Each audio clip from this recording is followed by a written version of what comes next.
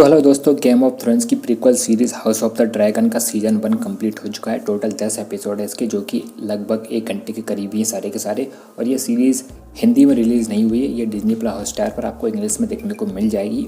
और parental guidance की बात पहले ही कर दूँ तो ये फैमिली के साथ देखने लायक नहीं है गेम ऑफ थ्रोन्स की तरह। तो इस house of the dragon series की जो इवेंट है वो गेम ऑफ थ्रोन्स के इवेंट से 172 साल पहले घटित होते हैं। और सबसे पहला सवाल कि क्या जिन लोगों ने गेम ऑफ थ्रोन्स नहीं देखा है वो इस सीरीज़ को देख सकते हैं? तो हाँ, बिल्कुल आप देख सकते हैं। ये एक प्रीक्वल सीरीज़ है। हालांकि कुछ एक रेफरेंस गेम ऑफ थ्रोन्स के इसमें देखने को मिल जाते हैं, जो कि ज़्यादा कुछ खास नहीं है। जिन लोगों ने देख रखा है वो समझ जाएंगे किस तरफ इशारा हो रहा है। तो कहानी की शुरुआत होती है जहाँ पे कि किंग जहरिस अपना उत्तराधिकारी चुन रहे होते हैं अपने पोते विजैरिस और अपनी पोती रैनिस के बीच में से, क्योंकि किंग जहरिस के सारे बेटे थे वो मर चुके होते हैं। तो इनको अपने पोते और पोती में से ही चुनना है। तो वो चुनते हैं विजैरिस को। चूँकि रैनिस एक महिला होती है तो इस कारण उसको नहीं चुना जाता है। फिर सीधा कहानी हमें बताई जाती है जहाँ पर किंग विजैरिस को राज करते हुए 9 साल हो गए हैं और उनकी भी एक बेटी है रेनेरा। और राजा साहब का कोई बेटा नहीं है। जितने भी बेटे हो रहे हैं वो मर जाते हैं पैदा होते ही, या तो फिर वो मरे हुए ही पैदा हो रहे हैं। तो राजा साहब की इच्छा है कि उनको कोई बेटा पैदा हो जाए जिससे कि वो अपना उत्तराधिकारी चुन सकें। लेकिन ऐसा नहीं हो पाता है, क्योंकि राजा साहब की पत्नी की बच्चे को जन्म देते हुए मौत हो जाती है। तो अब उनकी कोई उम्मीद नहीं रहती है बेटे होने की। तो अब उनको जो है वो अपना उत्तराधिकारी अपनी बेटी रेनेरा या फिर उनका एक भाई होता है डेमन टारगेरियन, इन दोनों में से किसी को चुनना होता है। क्योंकि डेमन की भी ख्वाहिश है थ्रोन पर बैठने की, और वो कुछ ऐसी हरकतें कर देता है जिस कारण विजैरिस गुस्सा हो जाती हैं और फिर वो चुनते हैं अपनी बेटी को ही अपना उत्तराधिकारी, जिससे बहुत से लोग खफा हो जाते हैं, लेकिन बहुत से लोग उनका साथ देते हैं। और फिर इस तरीके से कहानी आगे बढ़ती है और हर एक एपिसोड में हमें एक टाइम जंप देखने को मिलता है। फिर उसके बाद जो है वो राजा साहब दूसरी शादी कर लेते हैं अपने राइट हैंड ओट्टो हाईटावर की बेटी एलिसेंट से, जो कि रेनेरा की उम्र की होती है और वो उसकी काफ़ी अच्छी दोस्त होती है। और जिस कारण से इन दोनों के बीच में फिर दूरियां होने लगती हैं। फिर आगे चलकर हमें और टाइम जंप देखने को मिलता है जहाँ पे एलिसेंट के भी बच्चे होते हैं, लड़के, जिसमें से कि बड़ा बेटा होता है एगन टारगेरियन और छोटा बेटा होता है एमन टारगेरियन। अब चूंकि राजा साहब को दूसरी पत्नी से लड़का हो चुका है तो यहाँ पे पॉलिटिक्स शुरू होती है कि राजा साहब को जो है वो अपने लड़के को ही अपना उत्तराधिकारी चुनना चाहिए अब, क्योंकि उनको लड़का हो चुका है। तो यही पूरी पॉलिटिक्स और बसड़ हमें इसमें देखने को मिलती है। और द डेमन टारगेरियन भी पहले तो शुरुआत में हमें ऐसा लगता है कि भाई वो सिंहासन पर बैठकर ही रहेगा, लेकिन पता नहीं फिर उसके कैरेक्टर को बीच में क्या होता है। लेकिन वो जो है वो रेनेरा से शादी करता है, फिर उसके बाद कहानी में और जान आती है।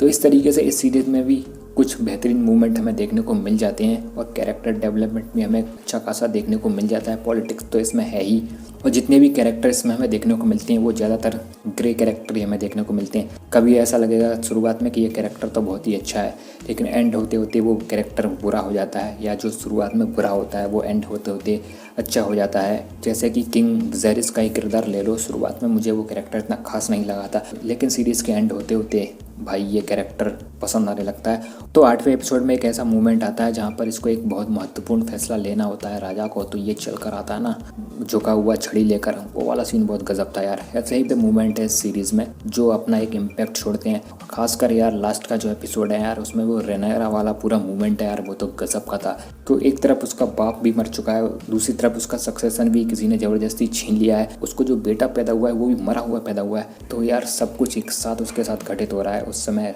तो ये एकदम ही तगड़ा सीन होता है बवाल किस्म का।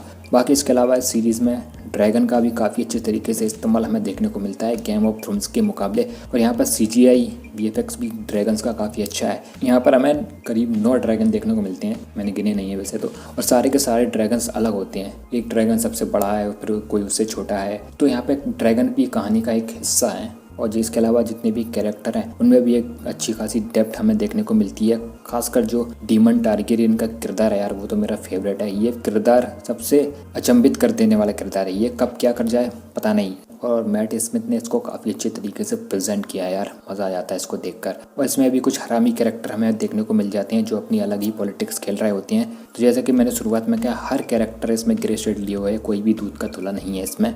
बाकी यहाँ पर जो है वो पूरी कहानी केवल टारगेरियन फैमिली के ऊपर ही फोकस करती है। तो इसी फैमिली के इर्द गिर्द पूरी कहानी चलती है। वेस्टरोस के बाकी अदर जो किंगडम्स हैं उनके बारे में हमें ज़्यादा कुछ बताया नहीं जाता है, थोड़ी बहुत हिंट दे दी जाती है। अब आगे के सीजन में शायद हमें ये सारे जो अदर किंगडम है वो एक्सप्लोर होते हुए देखने को मिलेंगे। बाकी जिस मूवमेंट पर ये सीजन एंड हुआ है वो तो भाई दूसरे सीजन के लिए एकदम ही हाइप बना के गया है, उत्सुकता जगा दी है कि आखिर दूसरे सीजन में अब क्या होगा। तो सीधा बोलूँ तो अगले सीजन के लिए वेट नहीं हो रहा है जिस मूवमेंट पर ये एंड हुआ है। अब देखते हैं भाई अगला सीजन कब आता है, जहाँ तक है 2024 के करीब ही अगला सीजन आएगा इसका। बाकी ओवरऑल मैं यही कहूँगा ये सीरीज भी गेम ऑफ थ्रोन्स की तरह पूरा मजा देती है भाई। इस सीरीज के भी अपने कुछ मूवमेंट है तो मैं तो यही कहूँगा इस सीरीज को देख डालो। अगर तुमने गेम ऑफ थ्रोन्स देखा है तो निराश नहीं होगे भाई, और जिन्होंने गेम ऑफ थ्रोन्स नहीं देखा है वो यहाँ से शुरुआत कर सकते हैं। तो बंधु ये था मेरा रिव्यू इस हाउस ऑफ द ड्रैगन के सीजन 1 को लेकर। तो चलिए फिर यहीं पर आप करते हैं इस वीडियो को। वीडियो पसंद आया तो प्लीज लाइक कर देना, और चैनल को अगर अभी तक सब्सक्राइब नहीं किया तो वो भी करते जाना। मैं हूँ विवेक और तुम देख रहे हो सिनेमा रिव्यूज। मिलते हैं फिर अगले वीडियो में, तब तक के लिए बाय एंड टेक केयर।